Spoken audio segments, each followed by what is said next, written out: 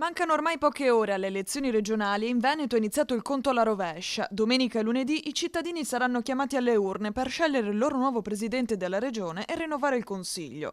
Una sfida che arriva al termine di settimane intense di campagna elettorale, fatta di confronti pubblici, incontri sul territorio e promesse programmatiche che hanno animato tutte le province. A Padova, in particolare, i candidati del Partito Democratico stanno concentrando gli ultimi sforzi per cercare di convincere gli indecisi e mobilitare gli astenuti.